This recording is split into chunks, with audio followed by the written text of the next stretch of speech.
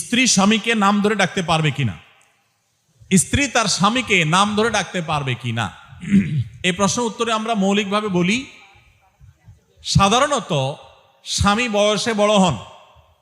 আর বয়সে বড় হন বা না হন, আল্লাহ তাআলা কোরআনে কারিমে স্বামীদেরকে দায়িত্বশীল করেছেন, তাদের উপরে দায়িত্বের বোঝা রেখেছেন,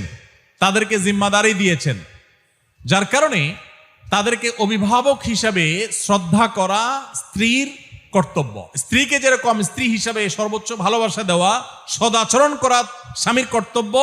ঠিক একইভাবে স্বামীকে স্বামী হিসাবে শ্রদ্ধা করা, ভালোবাসা স্ত্রীর কর্তব্য। অনেক মা বোন আছেন যারা 5 ওয়াক্ত নামাজ পড়েন, বোরকাও পরেন,